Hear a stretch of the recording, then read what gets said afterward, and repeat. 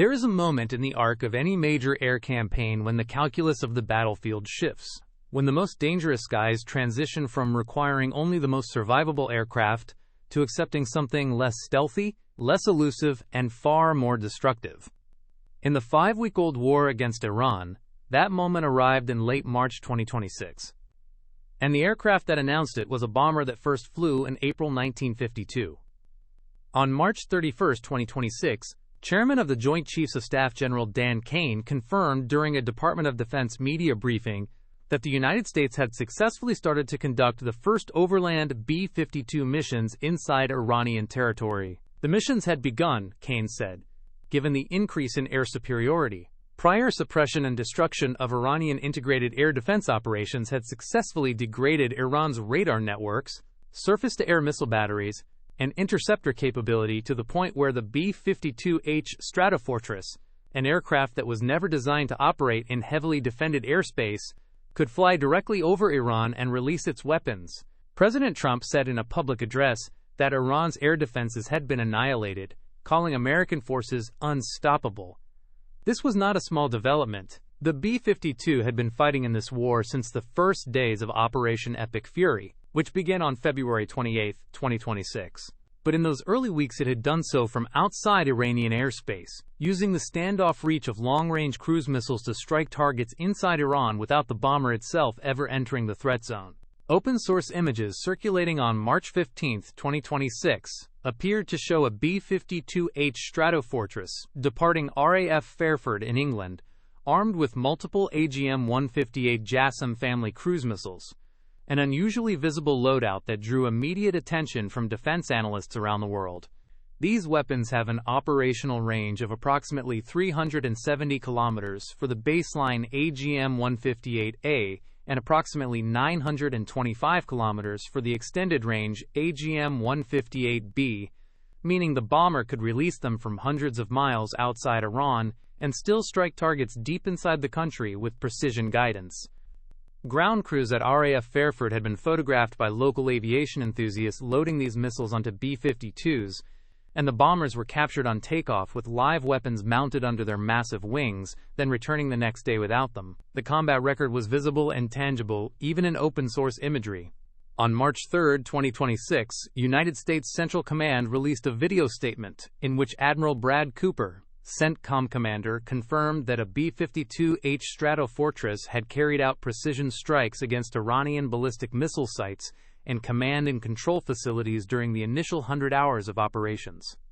The strikes formed part of a broader effort to degrade Iran's long-range strike capability and disrupt the command architecture supporting its ballistic missile operations across the Middle East. The significance of the B-52's role inside Iran once air superiority had been achieved is best understood by examining what the aircraft can do that nothing else in the American arsenal can do in quite the same way. A single B-52H can carry up to 70,000 pounds of mixed ordnance. To put that in context, a typical combat-loaded F-15E Strike Eagle carries approximately 23,000 pounds of weapons at maximum. A single B-52 can carry approximately 3 times that payload in a single sortie and do it over a range of 8,800 miles without aerial refueling, with effectively unlimited range when tankers are available. A single B-52H can carry 22,000-pound JDAMs, or 31,000-pound JDAMs, or up to 20 AGM-158 JASSM cruise missiles between its external underwing pylons and the internal rotary launcher in its weapons bay. That means a single aircraft can hold at risk 20 separate defended targets in a single mission, with 20-pound precision-guided cruise missiles, each guided to within meters of their aim point. No tactical fighter can approach that volume of precision strike in a single sortie. This is why defense analyst Kelly Grieco, a senior fellow at the Stimson Center, framed the transition clearly to Air and Space Forces magazine when B-52s began flying over Iran with JDAMs. Once you have enough air control, you want to switch over to non-stealth bombers, because they can bring volume. Air control is a spectrum. Sometimes it seems like people think air superiority is like an on-off switch that the United States can flick. When air superiority is fully established, when the opponent's integrated air defense system has been degraded to the point where non-stealthy aircraft can operate with acceptable risk, the economics of air power shift decisively toward volume. and volume is what the B-52 delivers better than any aircraft ever built. The Air Force confirmed that B-52s flying over Iran were striking targets directly with JDAM-guided gravity bombs, a development that Air and Space Forces magazine noted was a new first in the campaign. Until that point, the B-52 had been restricted to standoff strikes.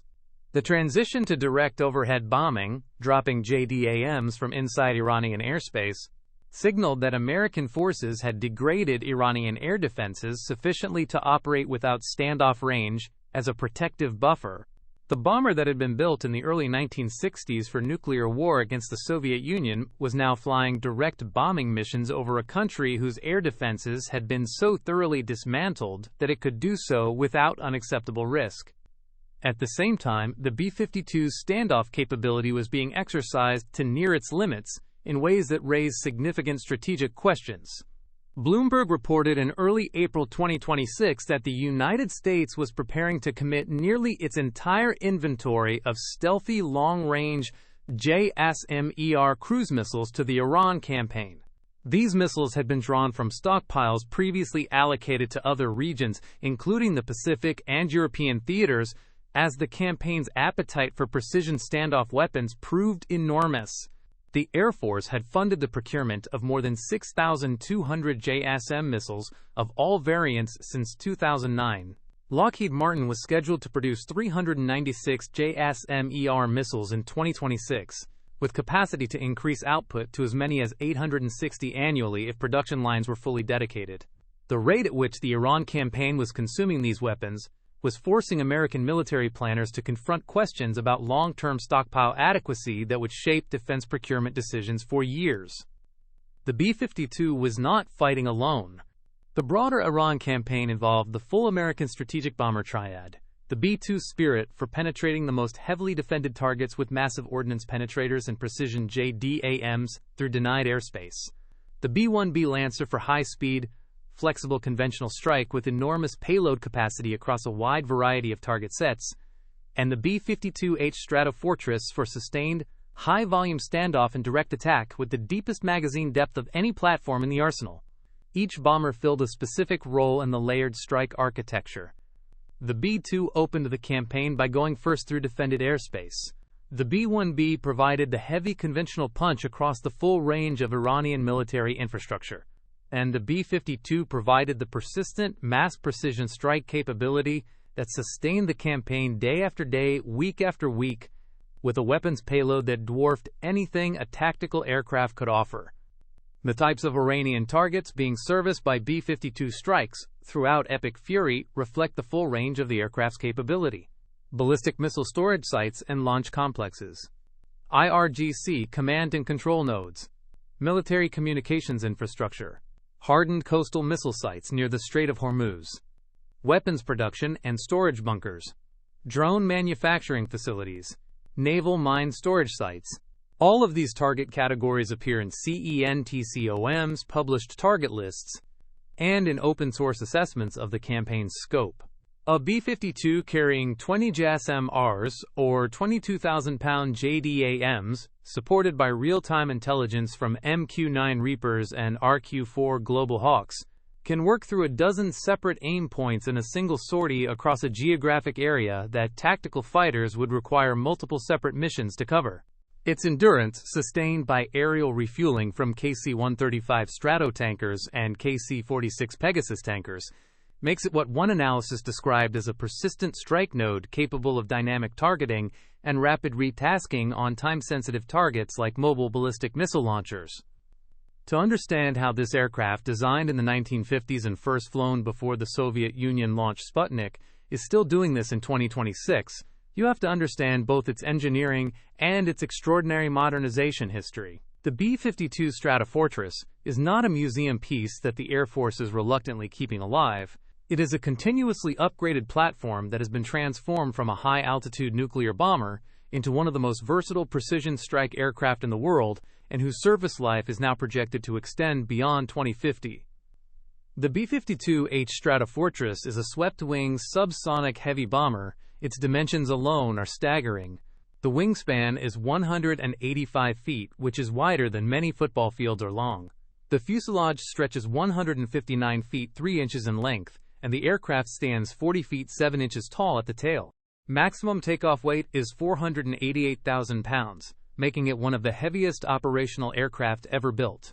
Crew consists of 5 personnel, an aircraft commander in the left front seat, a pilot in the right front seat, a radar navigator and navigator on the lower deck, and an electronic warfare officer also on the lower deck. The design was deliberate. Where modern fighters concentrate their crew in a single pressurized cockpit, the B-52 separates its offensive and defensive crew members to distribute workload across a complex, multi-mission aircraft. The aircraft is powered by 8 Pratt & Whitney TF-33P-3 turbofan engines, each producing 17,000 pounds of thrust, for a total installed thrust of 136,000 pounds. These engines are arranged in 4 twin-engine pods suspended under the wings on pylons, 2 pods under each wing. The TF-33 was selected for the B-52H, the definitive production variant, because it offered dramatically better fuel economy than the J-57 turbojet engines used in earlier B-52 variants. The turbofan's bypass ratio, in which a significant portion of inlet air bypasses the core combustion chamber and is accelerated directly by a large front fan, produces thrust more efficiently at subsonic cruise speeds than a pure turbojet. The result was a substantial increase in unrefueled range that has been central to the B-52H's global strike utility ever since. The TF-33 engines, however, were already old technology when the B-52H was delivered between 1961 and 1962, and they are now extraordinarily difficult to sustain. The supply chain for TF-33 parts has essentially collapsed due to the engines, age, and the Air Force determined that the existing power plants were on track to become non-viable to support by 2030. To address this, in September 2021, the Air Force awarded Rolls-Royce a $2.6 billion contract to supply 608 F-130 engines to replace every TF-33 across the entire B-52H fleet. This effort, known as the Commercial Engine Replacement Program, will replace the 8 TF-33s on each aircraft with 8 Rolls-Royce F-130 turbofans offering improved fuel economy, higher reliability, greater electrical power output for modern avionics, and modern digital engine management systems. The upgraded variant receiving the new engines will be formally designated the B-52J. The Air Force expects the first test B-52J to complete ground and flight tests beginning in late 2028, with the re-engining program continuing through the 1930s. The B-52J is expected to reach initial operational capability by approximately 2032. The B-52H's maximum speed is approximately 650 miles per hour, roughly Mach 0.84 at altitude. It is not a fast aircraft. It has never been a fast aircraft. Speed has never been the point. What the B-52 does is carry an enormous weapon load over an enormous distance, with exceptional endurance. Its unrefueled range of 8,800 miles means it can take off from Barksdale Air Force Base in Louisiana or Minot Air Force Base in North Dakota and reach virtually any point on the globe within hours, with a single aerial refueling extending that range essentially without limit. Its service ceiling of 50,000 feet keeps it above most surface-to-air missile engagement envelopes when operating in partially degraded airspace. Its internal weapons bay and multiple external underwing hardpoints provide the payload flexibility to carry any combination of the weapons in the American precision strike arsenal. Those weapons and the aircraft's ability to carry and employ them have evolved dramatically since the Cold War. The B-52H entered service as a nuclear gravity bomb delivery platform. Its mission was to fly deep into Soviet airspace at high altitude and drop hydrogen bombs. That mission defined everything about the aircraft's original design. The massive fuel capacity for intercontinental range, the 8-engine installation for survivability through redundancy, the crew complement for the sustained multi-hour missions required to reach targets inside the Soviet Union. The nuclear deterrence mission remains relevant today. In the nuclear configuration, the B-52H can carry 12 AGM-86B air-launched cruise missiles on external pylons, plus an additional 8 ALCMs or nuclear gravity weapons on the internal rotary launcher, for a maximum nuclear payload of 20 warheads in a single sortie. The conventional strike capability that makes the B-52 relevant to Operation Epic Fury is the product of decades of upgrades. The most fundamental was the integration of Joint Direct Attack Munition technology, which converts conventional unguided gravity bombs into GPS-guided precision weapons by attaching a guidance kit containing GPS receivers and steering fins to the bomb's tail. A standard Mk-82 500-pound general-purpose bomb, a Mk-83 1,000-pound bomb, or an Mk-84 2,000-pound bomb fitted with a JDAM tail kit becomes a GBU-38, GBU-32, or GBU-31 respectively, each capable of striking a fixed target with a circular error probable of approximately 5 meters regardless of weather conditions or time of day. The B-52H can carry 80 GBU-38 500-pound JDAMs internally and externally, or 20 GBU-31 2,000-pound JDAMs, or 30 GBU-32 1,000-pound JDAMs. In a single pass over a target area, one B-52 can therefore strike up to 80 separate aim points, each with 5 meters of accuracy, in approximately the time it takes to blink. The GBU-39B small-diameter bomb is a 250-pound glide weapon with a GPS-guided, inertially aided seeker and a standoff range extending beyond 60 nautical miles when released at altitude. Its compact size means the B-52 can carry a very large number of them, enabling engagement of dozens of dispersed targets in a single sortie. The small-diameter bomb was integrated on the B-52 as part of an ongoing effort to increase the number of aim points available per sortie, particularly against target sets like dispersed missile launchers or mobile surface-to-air missile batteries, where saturation of a large area with precision-guided weapons is operationally valuable. The AGM-86 C&D conventional air-launched cruise missiles are terrain-following cruise missiles derived from the nuclear AGM-86B. The conventional variants carry a blast fragmentation or blast penetration unitary warhead rather than a nuclear device. They use inertial navigation with GPS updates and terrain contour matching to navigate to targets at low altitude, making them difficult for conventional air defenses to detect and engage. The AGM-86C was the first American long-range conventional cruise missile employed in combat, used during Operation Desert Storm in the Gulf War of 1991 and in subsequent operations against Iraq. The B-52H can carry up to 20 AGM-86 cruise missiles. The AGM-158 Joint Air-to-Surface Standoff Missile is the most capable conventional standoff weapon in the B-52's inventory. Developed by Lockheed Martin, the JASSM uses a combination of inertial navigation, GPS guidance, and an imaging infrared seeker in its terminal phase that identifies the target visually and guides the weapon to a specific aim point on the target structure. The imaging infrared seeker capability means the JASSM can strike not just a set of coordinates, but a specific door, a specific vent shaft, or a specific structural element of a target with high confidence of achieving the desired effect. The missile's reduced radar signature and low-altitude approach trajectory make it difficult for modern air defense systems to detect and engage. The baseline AGM-158A has a range of approximately 370 kilometers, while the extended range AGM-158B JASSM-ER extends this to approximately 925 kilometers, enabling strikes against the most distant targets in Iran from launch positions well outside the country.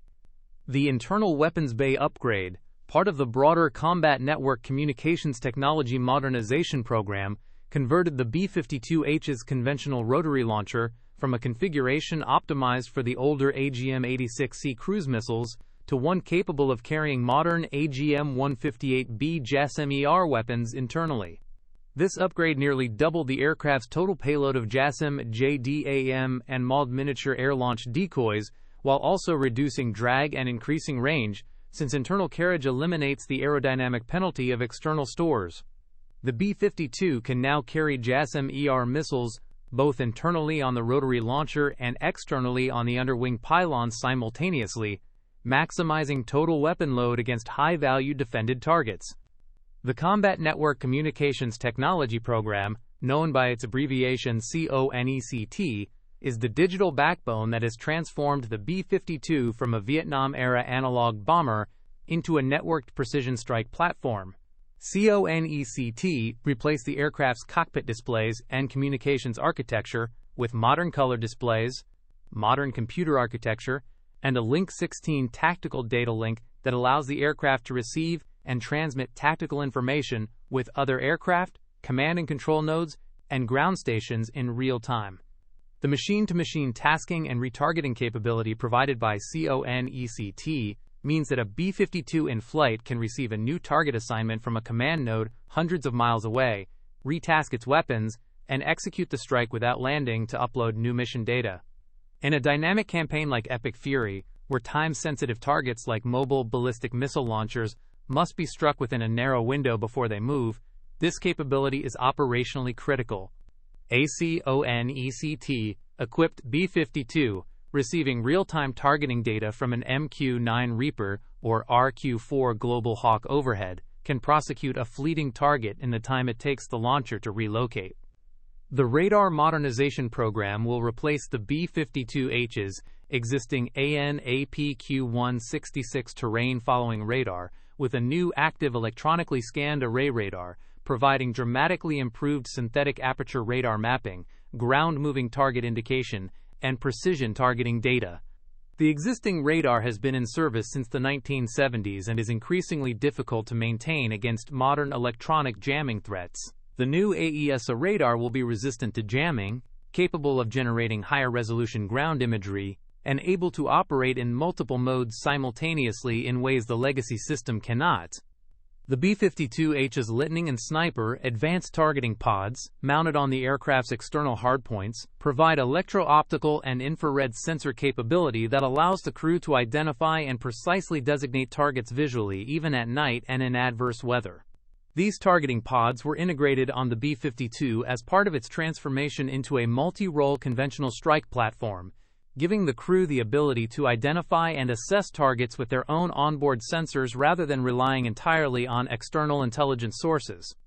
The long-range standoff missile, currently in development, will eventually add a new nuclear-tipped cruise missile to the B-52's arsenal, replacing the aging AGM-86B with a weapon capable of defeating modern air defense systems through a combination of stealth, maneuvering, and electronic countermeasures.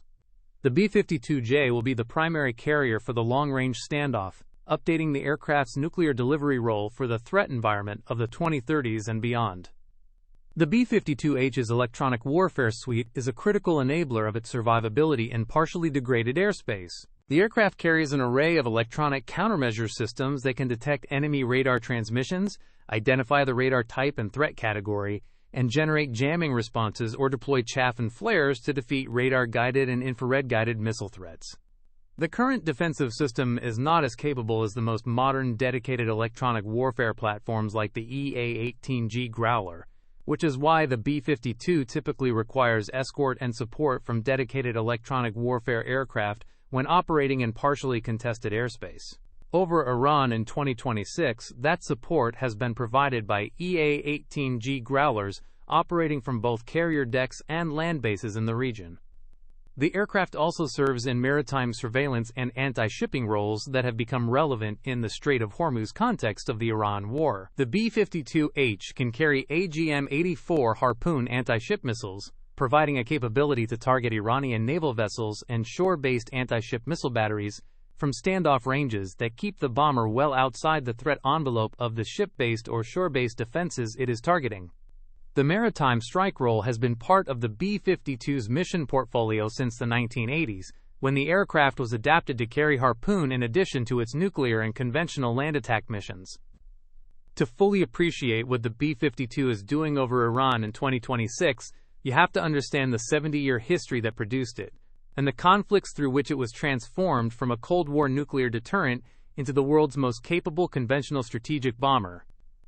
The origins of the B-52 lie in a study conducted by the Boeing Company in 1946, when the Army Air Forces asked Boeing to design a new long-range strategic bomber to replace the piston-powered Boeing B-29 Superfortress. The initial requirement called for a new bomber with a combat radius of 5,000 miles and a maximum speed comparable to the B-29. Boeing's early design studies produced a straight-wing, propeller-driven aircraft designated Model 462, which did not satisfactorily meet the emerging requirement for much greater speed.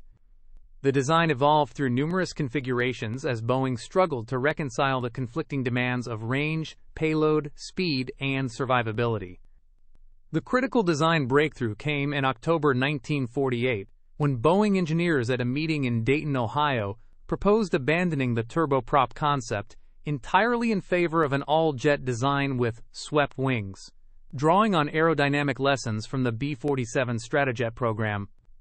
Over a single weekend, the Boeing team redesigned the entire aircraft concept. They produced a detailed design proposal, a 3-pound scale model made of balsa wood, and a cost estimate, all within 48 hours. When they presented this proposal to the Air Force on Monday morning, it was immediately recognized as the right answer. The resulting design, designated Model 464-49, used 8 Pratt & Whitney J57 turbojet engines arranged in 4 underwing pods of 2 engines each, the same basic arrangement used today.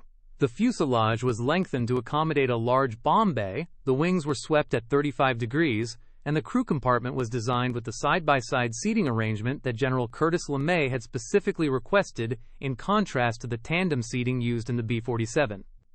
The Lithium-Boride 52, the second prototype, made its first flight on April 15, 1952, with Boeing test pilot Alvin Johnston, known as Tex Johnston, at the controls. The 2-hour, 21-minute proving flight from Boeing Field in Seattle to Larson Air Force Base was successful. Development proceeded rapidly.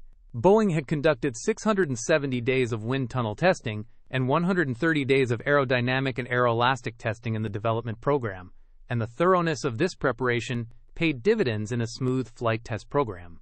The Air Force increased its order substantially after the initial successful flights. The B-52A, the first production variant, was used only for testing. The first operationally capable variant was the B-52B, which entered service with the 93rd Heavy Bombardment Wing at Castle Air Force Base, California, on June 29, 1955. The B-52 replaced the Convair B-36 Peacemaker, the massive piston and jet-powered intercontinental bomber that had been Strategic Air Command's primary nuclear delivery vehicle. The transition was dramatic. The B-36 was a slow, piston-dominated aircraft of World War II lineage. The B-52 was a jet-age design, with twice the speed and a range that could cover the entire Soviet Union from bases in the continental United States or Western Europe. A total of 744 B-52s were produced across 8 major production variants, designated A through H, with the final B-52H delivered to the Air Force on October 26, 1962. Production was divided between Boeing's Seattle and Wichita facilities. The production run ended with 102 B-52Hs, the definitive variant that remains in service today. The key difference between the H and earlier variants was the switch from the J-57 turbojet to the TF-33 turbofan engine, which increased range and reduced fuel consumption significantly, and the installation of an enhanced electronic countermeasures suite for improved survivability in the dense Soviet air defense environment. Under Strategic Air Command, the B-52 fleet formed the backbone of the American nuclear deterrence posture throughout the Cold War. Bombers flew 24-hour alert, fully loaded with nuclear weapons, ready to take off within minutes of a launch order. Airborne alert missions kept armed B-52s in the air continuously for periods throughout the Cold War, ensuring that a Soviet first strike could not destroy the entire bomber fleet on the ground before it could be launched. The aircraft became so central to the American nuclear identity that it appeared in Stanley Kubrick's 1964 film Dr. Strangelove as the symbol of potential nuclear apocalypse, with Slim Pickens riding a hydrogen bomb to his target in the film's famous final sequence. The B-52 was still carrying that nuclear deterrence mission when the Vietnam War demanded a different role entirely. American involvement in Vietnam escalated dramatically in the mid-1960s, and military planners quickly recognized that the B-52's enormous conventional bomb load, even if its strategic role was nuclear, made it potentially valuable in the ground support mission. On June 18, 1965, the B-52 dropped its first bomb in anger, when 27 B-52F Stratofortresses struck an enemy stronghold known as the Iron Triangle in South Vietnam, near the Ben Cat district. This was Operation Arc Light, the beginning of 8 years of B-52 combat operations in Southeast Asia. The tactics used in Vietnam were dramatically different from anything the B-52 had been designed for. Rather than single aircraft delivering nuclear weapons with pinpoint accuracy, The B-52 in Vietnam flew in 3 ship cells, with all 3 aircraft releasing simultaneously to saturate a target area approximately 1.5 miles long and half a mile wide, with more than 80 tons of bombs. The effect was devastating. The sheer physical destructive power of a B-52 cell strike was unlike anything that had been experienced in warfare since the strategic bombing campaigns of World War II. Enemy prisoners of war consistently described the B-52 strikes as the single most terrifying experience of their combat service. The blast waves from a cell strike could be felt miles away. The craters it left behind could be seen from the air long after the raid. Between June 1965 and August 1973, American B-52s flew 126,615 sorties from bases in Guam, Okinawa, and Thailand. The majority of these missions struck targets in South Vietnam in support of Allied ground operations, but the aircraft was also used against targets in Laos and Cambodia, and, in the most consequential operations of the air campaign, against North Vietnam itself. Operation Linebacker II, known colloquially as the Christmas bombings, was the most significant conventional B-52 operation in the history of the aircraft to that point. In December 1972, peace negotiations in Paris had collapsed when North Vietnamese negotiators walked out on December 13. President Richard Nixon, facing a new Congress hostile to continued military engagement in Vietnam and determined to force a settlement before that Congress took office, ordered the most intensive bombing campaign against North Vietnam since the beginning of the war. More than 200 B-52 bombers assembled to fly a total of 730 sorties against military and industrial targets in Hanoi and Haiphong over 11 days. The first missions of Linebacker II launched from Andersen Air Force Base in Guam and from U Tapao in Thailand on the evening of December 18, 1972. 87 B-52s took off from Guam, and it took nearly 2 hours for the aircraft to taxi, take off, and form up. They were joined by 42 more from Thailand, forming the largest attacking bomber force assembled since World War II. The target list for the first night included North Vietnamese airfields, rail yards, a vehicle repair facility, and the main Hanoi radio station. North Vietnam's air defense network was sophisticated by the standards of the era. It included 145 MiG fighters, 26 SA-2 surface-to-air missile sites, concentrated most heavily in the Hanoi-Haiphong area, a heavy concentration of anti-aircraft artillery, and a complex radar network with multiple redundant command and control links. In the first 3 nights of Linebacker II, American planners made the mistake of using rigid, repetitive flight routes and altitudes. North Vietnamese missile crews quickly identified the patterns and exploited them. 6 B-52s were lost to SA-2 surface-to-air missiles on the 3rd night, an unacceptably high 7% loss rate. None of the lost aircraft had been fitted with the most modern electronic countermeasures equipment. General John C. Meyer, Commander-in-Chief of Strategic Air Command, made the decision to press on despite these losses while simultaneously changing tactics. From the 4th night onward, B-52 crews varied their approach routes, altitudes, and timing. The loss rate dropped dramatically. Over the final 7 days of the campaign, only 6 more B-52s were shot down, even as the intensity of the bombing increased. In total, the United States lost 15 B-52s to enemy action during Linebacker II, with approximately 92 crew members shot down. 26 were rescued, 33 were captured, and 33 were killed. The physical destruction wrought during the 11 days of Linebacker II was staggering. 1,600 military installations were struck. Miles of railway lines were destroyed. Hundreds of trucks and railway cars were destroyed or disabled. Approximately 80% of North Vietnam's electrical power generation capacity was taken offline. Countless factories and other industrial structures were damaged or destroyed. A Soviet diplomat warned that North Vietnam faced becoming a wasteland. By December 29, North Vietnam had agreed to resume negotiations in Paris. The peace agreement was signed on January 27, 1973. The lessons of Linebacker II would echo for decades. Rigid tactics in defended airspace kill bombers. Electronic countermeasures are not optional. Surprise is a force multiplier. And given sufficient weight of precision attack against critical infrastructure, even a determined adversary will return to the negotiating table. These lessons have been applied in varying ways to every subsequent B-52 campaign.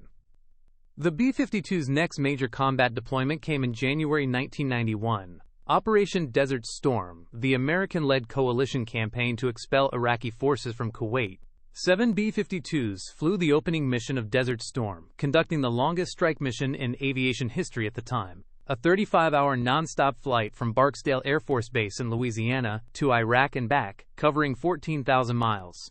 The aircraft launched AGM-86C conventional air-launched cruise missiles against Iraqi targets, marking the first combat use of long-range conventional cruise missiles by any aircraft anywhere in the world. This was a watershed moment. The B-52 had demonstrated that a bomber could carry and employ precision standoff weapons at ranges that kept the aircraft entirely outside the threat envelope of even the most capable surface-to-air missile systems. The standoff strike mission that defines the B-52's contribution to Epic Fury in 2026 was born at Barksdale in January 1991. Over the course of Desert Storm, B-52s flew approximately 1,620 sorties and delivered 40% of the weapons dropped by coalition forces in the entire campaign. The aircraft attacked Iraqi ground forces, logistics, command and control infrastructure, and airfields. Iraqi prisoners of war reported that B-52 strikes were the weapon they feared most, much as North Vietnamese prisoners had said the same thing 20 years earlier. The psychological impact of the B-52's ability to saturate an area with tens of thousands of pounds of bombs, transforming a landscape without warning, has been a consistent factor in every conflict it has entered. The B-52 went to war again over Yugoslavia in 1999 during Operation Allied Force, NATO's air campaign against Slobodan Milosevic's regime over Kosovo. B-52s flew from RAF Fairford in England to launch conventional cruise missiles and precision JDAMs against Serbian military infrastructure, command facilities, and industrial targets. This was the same RAF Fairford from which B-52s loaded with JASSM missiles took off in March 2026 to strike Iranian targets during Epic Fury. The continuity of that forward operating location, used for B-52 combat operations across nearly 3 decades, reflects the aircraft's enduring global strike utility. Operation Enduring Freedom in Afghanistan beginning in October 2001 brought the B-52 back to close air support and interdiction missions of the type it had flown in Vietnam. B-52s operating from Diego Garcia in the Indian Ocean and from other locations provided direct support to Northern Alliance ground forces engaged with Taliban fighters, dropping precision JDAMs and unguided bombs in close coordination with American Special Forces advisors on the ground who used laser designators and GPS coordinates to direct the aircraft's strikes. The ability to call in a B-52 strike on Taliban positions in the mountains of Afghanistan from a Special Forces team carrying a laptop and a GPS device represented a complete transformation of the aircraft's tactical employment doctrine from the high-altitude area bombing of Vietnam to on-call precision fires available anywhere on the battlefield. Operation Iraqi Freedom in March 2023 brought 28 B-52s into action against Iraqi targets. They took off from Fairford and Diego Garcia to deliver conventional air-launched cruise missiles, JDAMs, laser-guided bombs using lightning targeting pods in their first combat use in this role, and even information leaflets. During the 28 days of the air war leading to the fall of Baghdad, B-52s attacked Iraqi command bunkers, communications infrastructure, Republican Guard positions, and other military targets. The targeting pod capability, in which a crew member could visually identify a specific building or vehicle and guide a weapon to it, marked another step in the aircraft's transformation from area bomber to precision strike platform. The B-52 has served in multiple subsequent campaigns including operations against the Islamic State in Syria and Iraq, and sustained presence deployments to Guam, Europe, and the Middle East as part of the Bomber Task Force Rotation Program maintained by Air Force Global Strike Command. These deployments serve both operational and strategic functions, demonstrating American global reach to allies and adversaries alike, while keeping crews and aircraft at peak readiness for actual combat employment. The current fleet consists of 76 B-52H Stratofortresses, based primarily at Barksdale Air Force Base in Louisiana and Minot Air Force Base in North Dakota, with a smaller contingent at Edwards Air Force Base in California for testing and evaluation. Air Force Reserve Command operates 18 aircraft as part of the active fleet. The mission-capable rate of the B-52H fleet is approximately 59% as of the most recent available data, meaning that at any given time, roughly 45 aircraft are in a condition to fly and fight. The remaining aircraft are in various states of scheduled maintenance, depot overhaul, or repair. Of those mission-capable aircraft, a smaller number are forward deployed at any given time, with 8 B-52s confirmed at RAF Fairford during Epic Fury alongside B-1Bs and B-2 Spirits. The aircraft's age creates maintenance challenges that are genuine and significant. The average B-52H in the fleet was built in the early 1960s. The airframe has accumulated tens of thousands of flight hours. Wiring insulation has embrittled. Parts are scarce because most original suppliers no longer exist. The B-52's 185-foot wingspan means the aircraft often must remain parked outdoors at northern bases like Minot, exposed to temperature extremes that accelerate material fatigue in ways that engineers 70 years ago did not fully anticipate. Before each flight, crew chiefs typically find at least one system that needs attention during pre-flight checks, and the decision of whether a broken component grounds the mission or can be deferred is a constant operational calculation. The B-52J upgrade program is the most comprehensive modernization the aircraft has received since the introduction of the TF-33 engines in the early 1960s. In addition to the Rolls-Royce F-130 engines, the upgrade includes the new active electronically scanned array radar from the Radar Modernization Program, improved digital displays replacing many of the analog instruments that still populate the cockpit, new wheels and brakes, updated communication systems including the long-range standoff nuclear cruise missile integration, and a comprehensive rewiring of the aircraft's electrical system to support the increased power demands of modern electronics. Air Force Chief of Staff General Charles Q. Brown described the B-52J program as the largest modification in the aircraft's history. The Air Force's decision to invest billions of dollars in keeping the B-52H, and now the B-52J, in service through at least 2050 reflects a straightforward strategic calculation.